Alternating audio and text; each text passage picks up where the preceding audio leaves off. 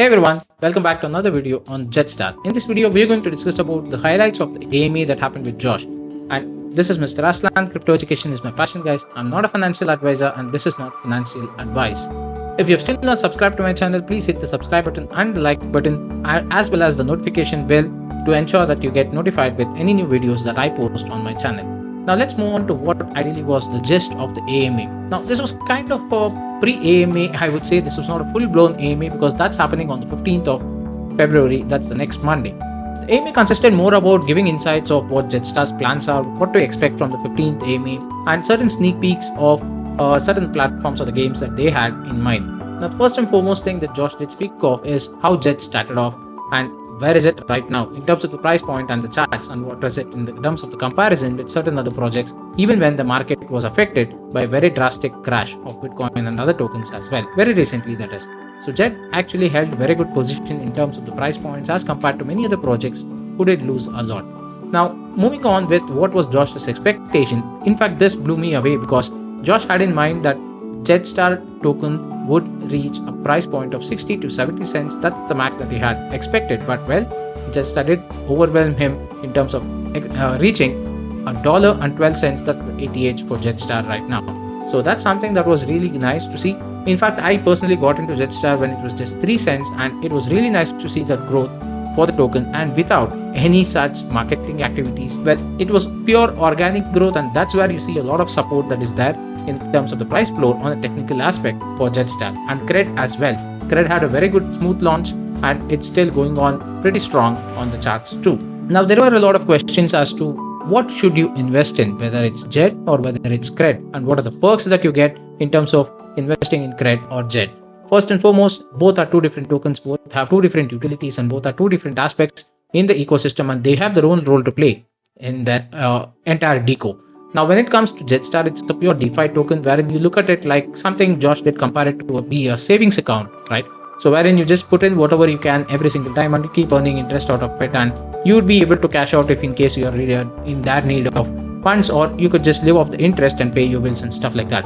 Now Cred, when it comes, is a totally different ball game because it's supposed to be utilized as a currency both in-game and Agora marketplace. So the strategies over here are totally different. So holding both would definitely give you a much more advantage in terms of utilizing the entire deco or the ecosystem of Jedstar. Now having Jed does not only give you in-game perks or certain other benefits in terms of star staking, but Josh did mention this, which actually I was very much surprised and very much eager to understand that these people are trying something which is outside the crypto aspect as well.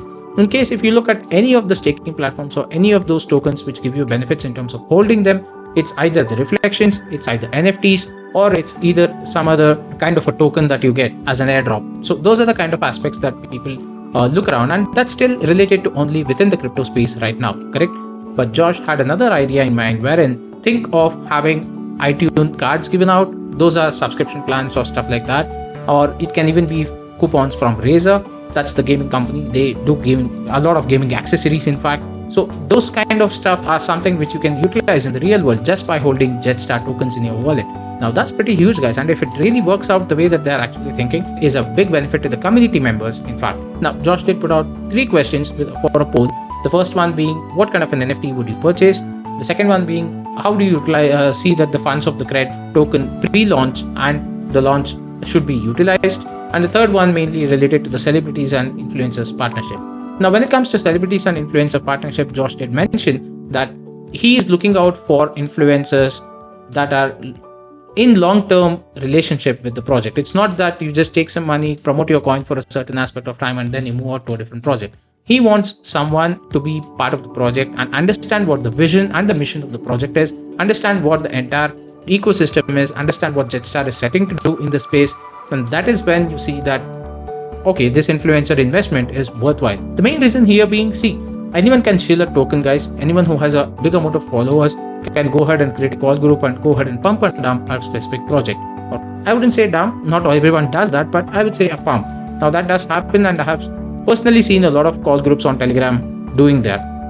But on the sidelines, when you look at certain projects which you want to have that particular long-term sustainability, a long-term growth, then it's definitely important that you partner with certain people who are having a very good footprint in the market space, as well as also understand the mission and the vision of the token or the project. Now, if you look at certain other projects which have very good partnerships and very big partnerships with certain celebrities and stuff, apart from the meme token is what I mean, they're also invested in the project. So it's not about knowing each and every aspect of the project, but at least you should show your interest in terms of understanding what the project does, right? So that's what I mean in my personal opinion again. But Josh did have the same. Definitely makes sense for a project which is very much focused on product rather than just pure hype. Now, one more thing that he did speak of is regarding the focus on cross-chains as well as multi-chains. Now, NFTs, yeah, this was a very good question that was raised, in fact, by one of the community members.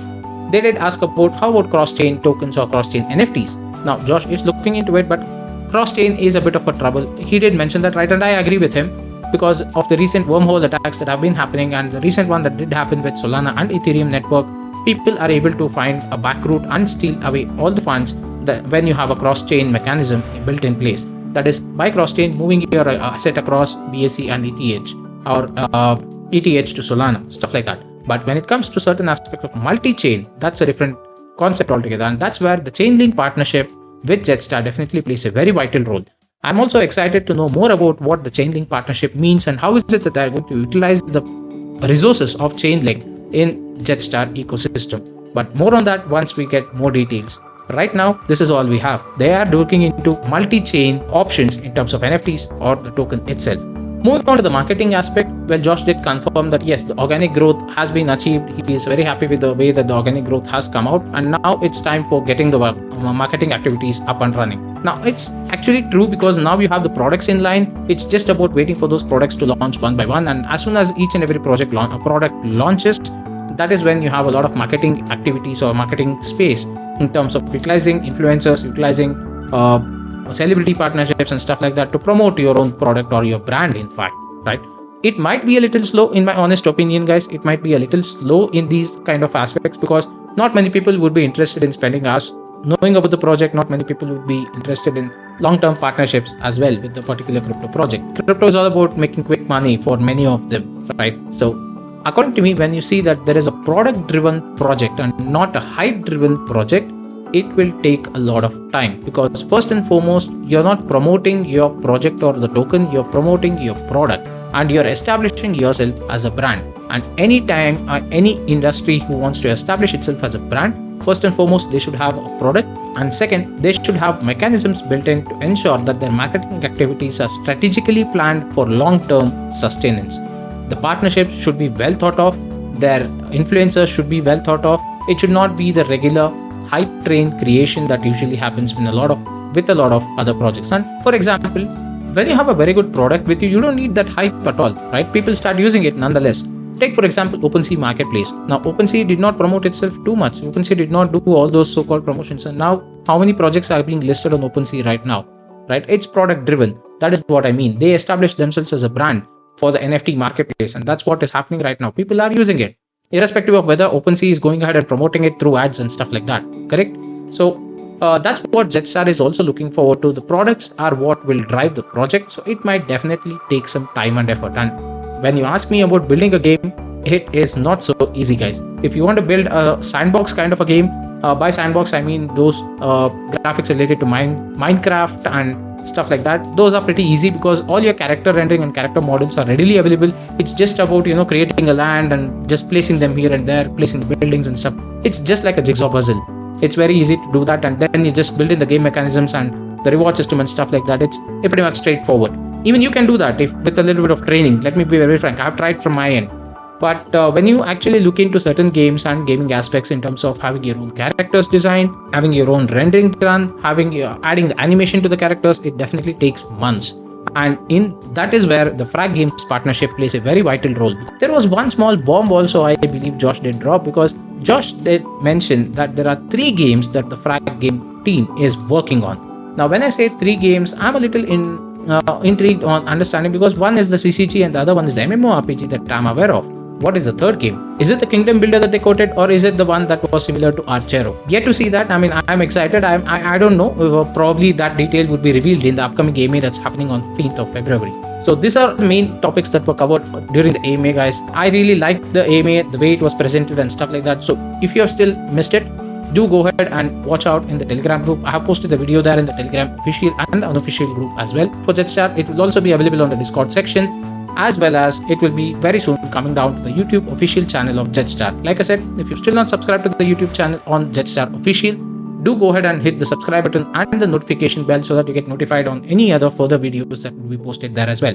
The same thing, please do it for my channel as well. That's the only support that I require, guys.